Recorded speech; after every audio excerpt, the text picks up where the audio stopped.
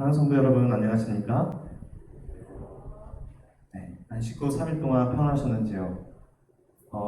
코로나로 인해서 또 많이 사회가 혼란스럽고 또 그런 힘든 상황 가운데 속에서 어려운 발걸음으로 주님의 성전에 오신 성도님들의 마음에 이 시간 하나님의 축복이 임하기를 간절히 원합니다.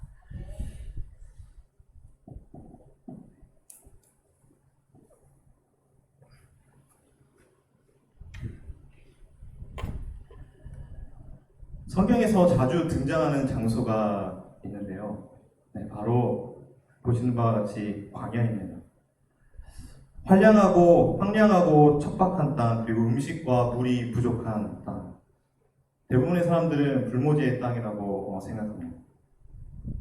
그리고 광야는 일반적으로 죽음과 파멸의 땅을 의미하기도 하죠.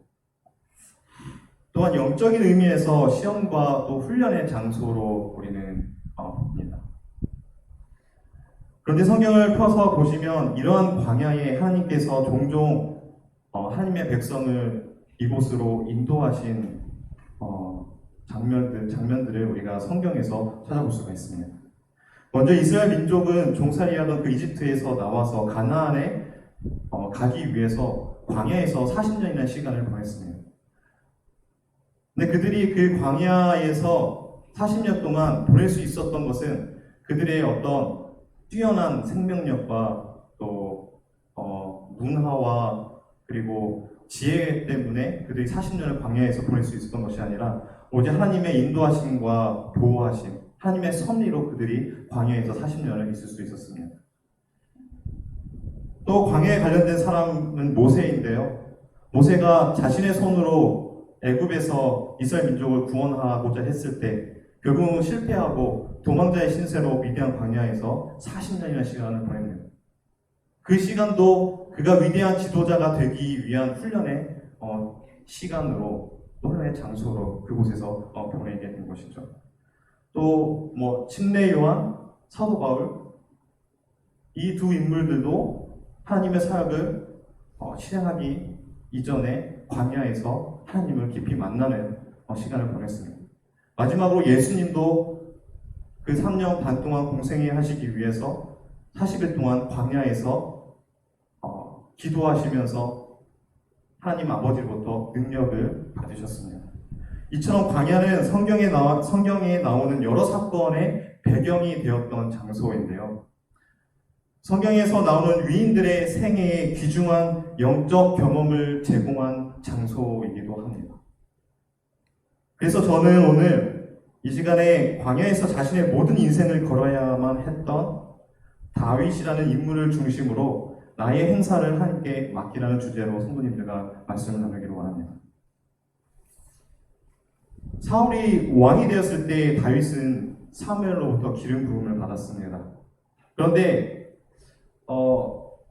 그 기름 부음 받는다는 의미는 우리가 다 알다시피 이스라엘을 지도할 수 있는 지도자로서 그 하나님께서 인정하셨다는 그런 의미를 가지고 있죠. 근데 다윗에게 한 가지 문제가 있었습니다. 이미 사울이라는 왕이 존재하고 있었고 또 사울의 힘과 권력이 이스라엘 전역에 미치고 있었던 것입니다. 본격적으로 다윗이 사울의 분노의 표적이 되었던 것은 다윗이 골리앗을 이기고서 이스라엘 백성들로부터 인기를 얻을 때였습니다. 결국 사울은 자신의 왕의 자리를 지키기 위해서 다윗을 죽이기로 결심하고 수차례 시도를 하지만 하나님의 은혜로 다윗은 그 계획에서 벗어나게 됩니다. 결국은 자신의 생명을 끊임없이 노리는 사울을 피해서 도망친 장소가 광야였습니다.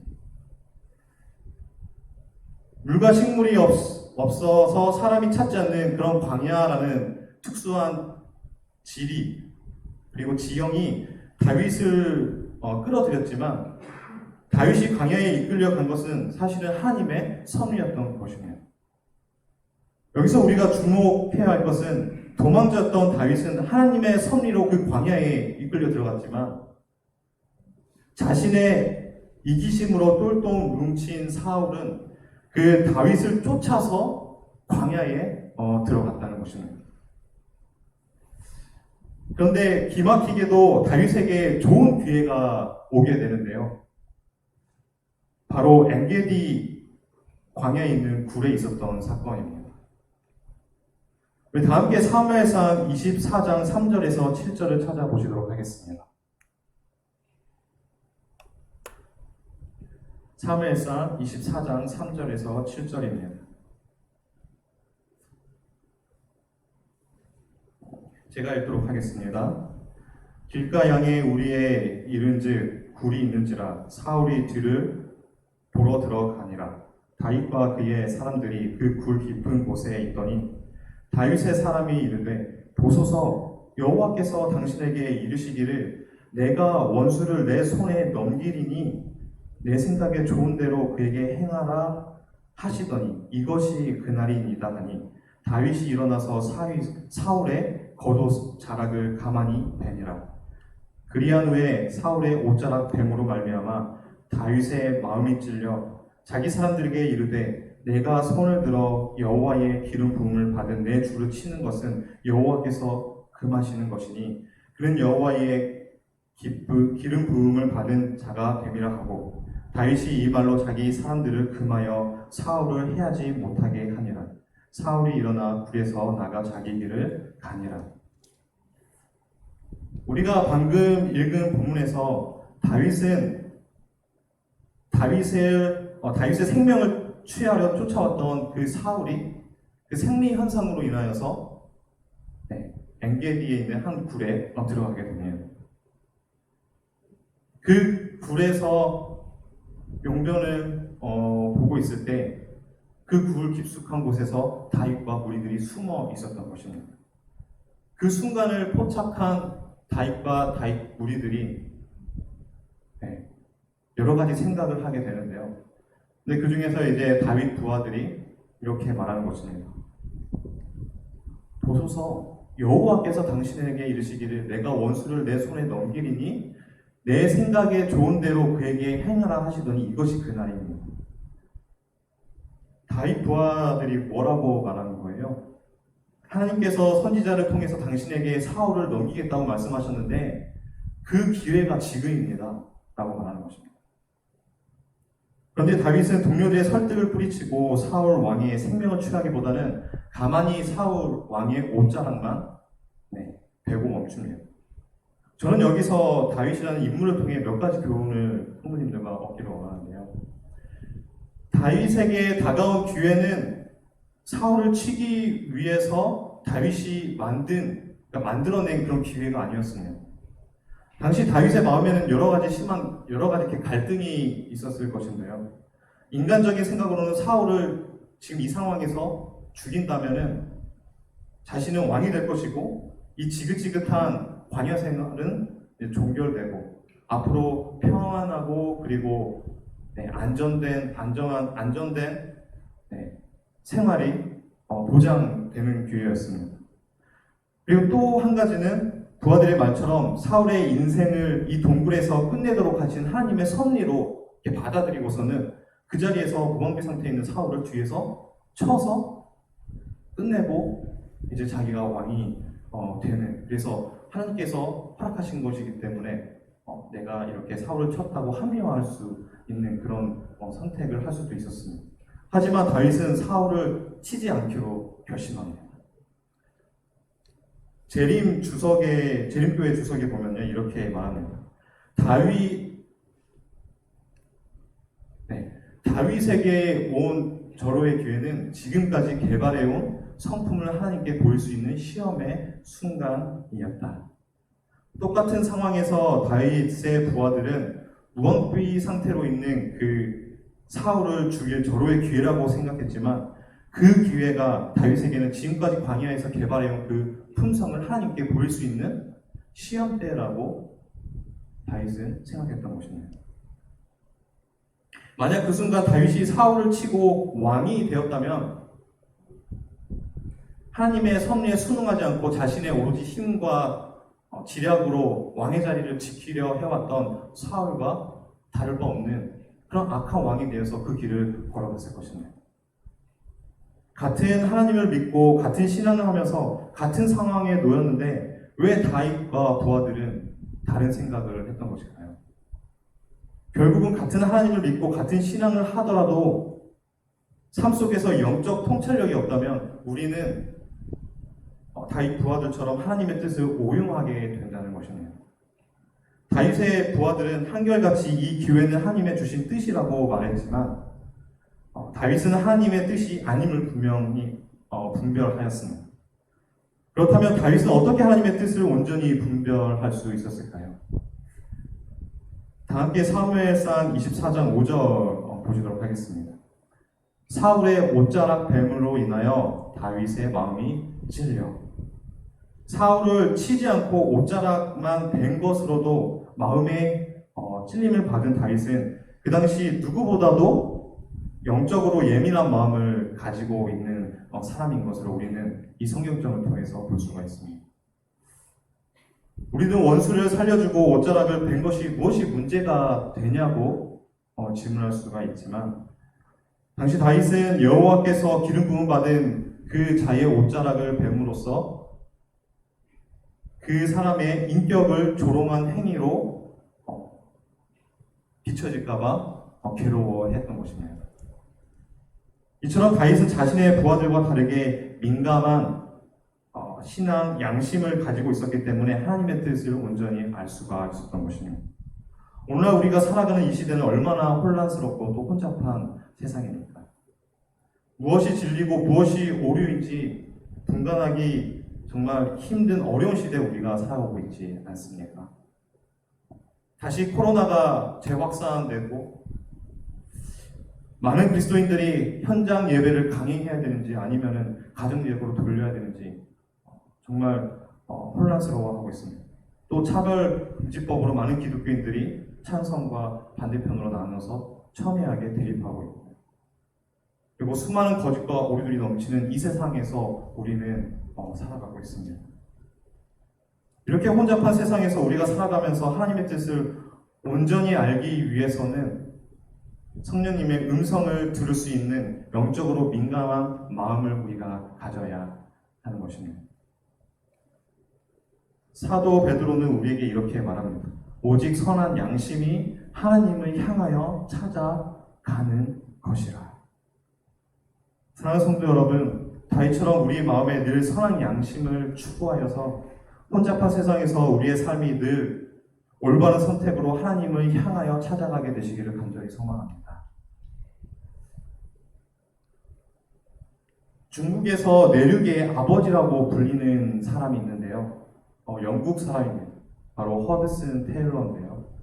그는 청년 시절에 하나님의 부르심에 이끌려서 중국의 복음을 전하고자 하는 마음을, 그 꿈을 두었습니다. 드디어 1853년에 그는 복음을 전하기 위해서 중국에 도착했지만 놀랍게도 대부분의 선교사들이 내륙이 아닌 해안가에 있는 그 도시에서 편안하게 그리고 부유하게 생활하고 있는 모습을 보고 실망하게 됩니다. 결국 선한 양심을 가지고 있었던 허드슨 테일러는 특별한 결심을 하게 되는데요. 문화와 교통 그리고 편의시설이 있는 그 도시를 등지고 내륙으로, 중국 내륙으로 들어가기로 결심합니다. 그곳은 선교사들의 발길이 닿는 곳이 아니었고 그의 생명을 위협하는 강도와 질병과 가난과 또 외로움이 있는 그런 산간 지방들이었습니다. 그곳에서 허드슨 테일러는 그들의 전통 옷을 입고 그들처럼 머리를 검게 물들이고 그들의 언어를 배워서 그들과 소통하고 그리고 당시 유행했던 변발, 그러니까 황비용 머리 아시죠? 그 뒤에 꽁지머리 남겨놓고 앞에 여기 다 밀고 그 머리 스타일을 하면서까지 그들에게 복음을 전합니다. 영국에 있는 허드슨의 아버지와 그리고 중국 복음화 선교회에서 이런 허드슨 테일러에게 생활비를 대주겠다고 제안을 했지만 그는 오직 하나님만을 의지하는 삶을 살겠다고 결심했기 때문에 거절합니다. 그가 방황할 때 늘 하나님께로 돌이키도록 기도해 주신 그 어머니에게 이렇게 편지를 보냈는데요. 주께서 심지가 견고한 자를 평강의 평강으로 지키시리니 이는 주를 의뢰함이니이다. 라는 말씀이 진리라는 것을 생활에서 체험하고 있습니다.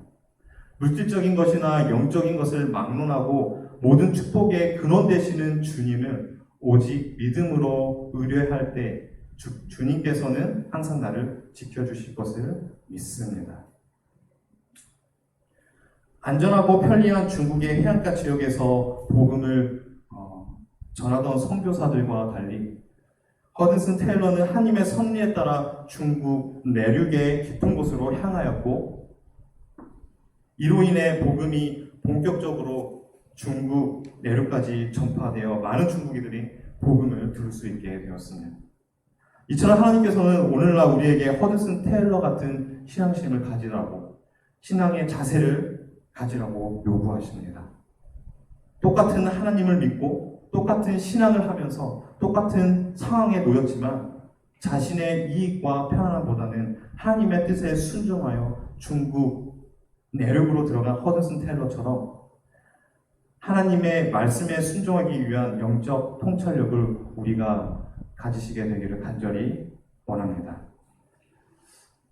원수의 생명을 취할 수 있는 기회가 다윗에게 있었지만 하나님의 뜻이 아님을 분별할 수 있었던 두 번째 이유는 무엇보다도 하나님과의 관계 속에서 자신의 일과 그리고 하나님의 일을 명확하게 구분할 줄 알았다는 것입니다. 다윗처럼 우리는 어떻게 자신의 일과 하나님의 일을 명확하게 구분할 수 있을까요? 다윗이 사울에게 쫓겨 광야에 들어갔을 때 그는 그곳에서 하나님을 신뢰하고 또 의지하는 방법을 배웠습니다. 근데 그것뿐만 아니라 하나님은 우리의 심판장이심, 재판장이심을 그가 깨닫게 됩니다. 사무엘상 24장 12절에서 15절 보도록 하겠습니다. 여호와께서 나와 왕 사이를 판단하사 나를 위하여 왕에게 보복하시려니와 내 손으로는 왕을 해하지 않겠나이다. 그런즉 여호와께서 재판장이 되어 나와 왕 사이에 판결하사 나의 사정을 살펴 신원하시고 나를 왕의 손에서 건지시기를 원하나이다. 다윗의 이 고백은 사울이 엔게디 굴에서 자신의 일을 마치고 나갔을 때 다윗이 그 사울의 등 뒤에서 이렇게 고백한 것입니다. 이 고백만 봐도 다윗의 참 신앙을 우리가 알 수가 있는데요. 다윗의 신앙의 중요한 핵심은 바로 원수 갚는 일은 오직 하나님께 있다는 것이네요. 예수님께서 상상수훈으로 이렇게 말씀하십니다. 마태복음 5장 43절, 44절입니다. 또 내 이웃을 사랑하고 내 원수를 미워하라 하였다는 것을 너희가 들었으나 나는 너희에게 이르노니 너희 원수를 사랑하며 너희를 박해하는 자를 위하여 기도하라. 이미 다윗은 예수님께서 그 산상수훈으로 말씀하신 그 명령하신 그 말씀을 다윗은 실행하고 있었던 것입니다. 자신에게 악한 죄를 범한 자에게 그 원수 갚는 일을 하나님께 위임했다는 것은 예수님께서 말씀하신 이 원수를 사랑하는 이 말씀을 그는 순종하고 있었던 것입니다. 사도 바울 선생도 로마서 12장 19절, 12장에서 이렇게 말합니다. 아무에게도 악을 악으로 갚지 말고 모든 사람 앞에서 선한 일을 도모하라. 할 수 있거든 너희로서는 모든 사람과 더불어 화목하라. 내가 사랑하는 자들아, 내 사랑하는 자들아, 너희가 친히 원수를 갚지 말고 하나님의 진노하심에 맡기라. 기록되었으되 원수 갚는 것이 내게 있으니 내가 갚으리라 주께서 말씀하십니다. 악에게 지지 말고 선으로 악을 이기라. 여러분 살아가면서 용서하기 힘든 원수 같은 존재가 있습니까? 아니면 누군가 나에게 상처를 주면 그만큼 대갚아줘야 속이 풀리십니까? 지금 제가 말씀을 드리는 것은 제 얘기인데요. 지금부터 7년 전에 제가 포천에서 사회복지사로 일하고 있었습니다. 집에서 일터까지 좀 멀어서 제가 차를 끌고 왔다 갔다 했는데요. 그날은 이제 일을 마치고 집에 가던 중에 일어난 일인데요. 제 차는 사이즈가 작았습니다. 네, 경차 모닝이었는데요. 그 차를 끌고서 이제 집에 가고 있었습니다. 근데 집에 갈 때 항상 넘어야 하는 그 마의 고개가 있었습니다. 되게 가파랐어요. 그래서 그 경차를 끌고 올라갈 때마다 이제 사이즈가 작으니까 올라갈 때마다 힘에 부치는 거예요, 자동차가. 힘들어합니다. 그래서 힘들게 이렇게 올라가는데, 그날따라 공교롭게도 제가 1차선으로 이제 그 모닝을 이제 힘들게 이렇게 제 속도로 내지 못하고 올라가고 있었어요. 뒤에서 이제 차들이 이렇게 밀려있는지 저는 이제 몰랐던 것이다. 백미러를 보지 않고 앞으로 이렇게 보고 갔기 때문에. 그리고서는 이제 언덕을 다 넘어서 내려가려는 그 찰나에 뒤에서 누가 경적을 그냥 살짝 빵, 이것도 아니고 길게 빵 울리는 것입니다. 그리고 쌍라이트를 계속 막 켜는 겁니다. 그러면서 저를 추월하면서 경적은 계속 울리고 있고, 그리고 옆에 있는 창문을 내리면서 저한테 욕을 하고 추월해서 가는 것입니다. 순간 너무 당황스럽고 황당하고 또 기분도 안 좋고 무엇보다도 가슴이 쿵쾅거렸습니다. 근데 거기서 제가 갑자기 이성을 잃었던 것은, 저를 추월했던 차가 뭐 외제차도 아니고 좋은 세단도 아니고 저와 똑같은 경차였던 것이죠. 그래서 저는 순간 저도 속도를 냈고 똑같이 뒤에 쫓아가면서 경적을 내면서 쌍라이트를 막 켰습니다. 그리고서는 결국 계속 제가 추격했고 결국 그 신호에 걸려서 둘 다 나란히 서게 됐는데, 서로 창문을 내리고 서로 비방하고 또 고성이 오갔습니다.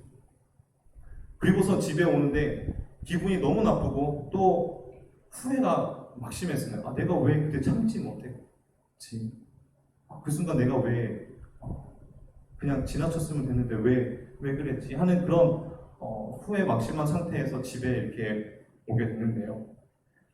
당시 제가 순간 참지 못하고 상대방에게 똑같이 했던 것은 원수 갚는 일이 하나님께 있음을 제가 깨닫지 못했기 때문이었습니다. 다윗이 불 속에서 원수 갚을 절호의 기회가 있었음에도 원수 갚는 일을 하나님께 위임했던 것은 하나님이 우리의 재판장이시는 그가 잘 알았기 때문에 그 원수인 사울을 용서하고 사랑하면서 사랑으로 이렇게 돌려보낼 수 있었던 것입니다. 30년 전 미국 워싱턴주 켄트 지역의 그린강 주변에서 2년에 걸쳐서 49건의 시체가 그 그린강에서 발견됩니다. 이 끔찍한 13 살인 사건을 이제 미국 형사들이 밝혀내기 위해서 불주하게 노력하던 차에 게리 리지웨이라는 한 남성이 연쇄살인의 용의자로 지목됩니다. 그렇지만 증거 불충분으로 풀려났고 그 후로 20년이 흐릅니다. 그런데 DNA 기술이 발달하면서 당시 살인사건의 증거물에서 DNA가 검출됐는데 게리 리지웨이가 범인이었음을 드러난 것입니다. 결국 리지웨이는 1급 살해 혐의로 기소되었고 2003년 그는 살인을 자백했지만 반성의 모습은 전혀 보이지 않았습니다. 많은 사람들이 그를 비난했지만 미치지 않는 그의 태도와 거만함으로 오히려 미국 전역의 많은 사람들이 경악을 금치 못합니다. 2003년 12월 18일 리지웨이가 석방 없는 종신형을 그가 받을 때 분노한 유가족들이 한마디씩 하도록 받게 되었는데요. 당시 게리 리지웨이는 유가족들이 조롱하고 살인마, 악마, 짐승, 그리고 지옥이나 가라 라는 이런 욕설과 저주를 퍼부어도 얼굴 표정 하나 변하지 않고 차가운 표정으로 그들의 눈을 똑바로 응시합니다. 그런데 딸을 잃은 한 아버지의 한마디에 리지웨이가 고개를 숙이고 눈물을 흘리기 시작하는데요. 그의 이름은 로버트 롤이었습니다. 비통한 표정으로 증언대에 올라서서 나지막하게 리지웨이의 이름을 부릅니다. 리지웨이 씨, 여기 있는 모든 이들이 당신을 미워하고 있습니다. 하지만 나는 아닙니다. 살인마의 얼굴은 금세 물것처럼 얼굴이 일그러집니다. 그런 그를 바라보던 롤은 떨리는 목소리로 나는 당신을 용서합니다. 그게 내가 나의 하나님께부터 배운 것입니다. 라며 그의 죄를 용서했을 때 결국 리즈웨는 울음을 터뜨리고 맙니다. 이 일화는 우리에게 강력한 메시지를 전해주는데요. 과연 우리라면 그를 용서할 수 있을까요? 우리는 절대 나의 힘으로 그를 용서할 수 없을 것입니다. 로버트 롤은 자신의 사랑하는 자녀를 잃은 슬픔은 컸지만 다른 유족과 다르게 악을 악으로 갚지 않고 자신의 비통함과 억울함을 하나님께 맡겼을 때 그 살인마를 용서할 수 있었던 것입니다. 차가운 표정으로 일관하던 살인자의 뺨에 눈물을 흘리게 만든 것은 악에 지지 말고 선으로 악을 이기라는 하나님의 말씀에 로버트 롤이 순종했기 때문인 것입니다. 사랑하는 성도 여러분, 이 시간 하나님은 우리의 재판장이심을 깨달음으로써 우리의 생에서 대갚아야 하는 일이 생긴다면 하나님께 그 일을 위임하시고 원수를 사랑하는 그 길을 걸어가게 되시기를 간절히 소망합니다. 여러분, 우생마사라는 사자성어 아시죠? 네, 우리 담임 목사님이 우생마사를 예화로 또 설교하실 때 예화로 들으셨는데요. 소는 살고 말은 죽는다는 뜻입니다. 소와 말은 물에서 헤엄을 칠 수 있는 동물이라고 하는데요. 근데 소와 말을 비교해보면 소보다 말이 2배 더 빨리 헤엄치고 또 잘 헤엄을 친다고 합니다. 그렇지만 장마 시즌에 불어난 강에서는 이야기가 달라진다고 하는데요. 똑같이 수영할 수 있는 소와 말이 똑같이 불어난 물에 빠졌을 때 소는 살고 말은 죽는 것은 바로 자신의 몸을 물살에 맡기느냐 그렇지 않느냐의 운명이 결정되기 때문이라고 합니다. 말은 소보다 헤엄을 2배로 잘 쳐서 물을 거슬러 올라가려고 하다가 결국 힘이 빠져서 그냥 익사하고 마는데요. 근데 헤엄이 둔한 소는 물살에 편승해서 조금씩 강가로 나와 목숨을 건진다는 것입니다. 이처럼 다윗은 생애 전반에 걸쳐서 하나님의 뜻에 편승하며 살았던 인물이었습니다. 비록 광야라는 어렵고 힘든 길을 걸어가고 있었지만 자신의 힘으로 뜻을 이루려 하지 않고 하나님의 선하신 뜻에 온전히 순종하였을 때 그는 하나님 안에서 성공할 수 있었습니다. 사랑하는 성도 여러분, 오늘 나의 행사를 하나님께 맡기시겠습니까? 아니면 하나님의 일을 내가 빼앗아서 하시겠습니까? 엔게디굴에서 자신의 손에 원수 사울의 옷자락을 뱀으로 마음의 가책을 받을 만큼 선한 양심을 가졌던 다윗. 원수를 갚을 수 있었던 좋은 기회까지도 하나님께 위임했던 다윗처럼 우리의 생애 속에서 나의 모든 행사를 하나님께 맡기심으로 우리의 신앙이 더욱 하나님 안에서 아름답게 성장되시기를 간절히 바라며 이만 말씀을 드리도록 하겠습니다. 기도하시겠습니다. 우리의 인생을 선하게 인도하시는 하나님 아버지, 혼잡하고 혼란스러운 이 세상에서 우리의 힘과 지혜가 아닌 하나님의 뜻에 순응하며 살아가기를 원합니다. 이 시간 우리의 부족함을 깨닫게 하시고 우리의 높은 마음을 낮추시고 저희의 모든 행사를 아버지께 맡길 수 있는 믿음 허락하여 주시옵소서. 사랑이 많으신 주 예수 그리스도의 이름으로 간절히 기도합니다.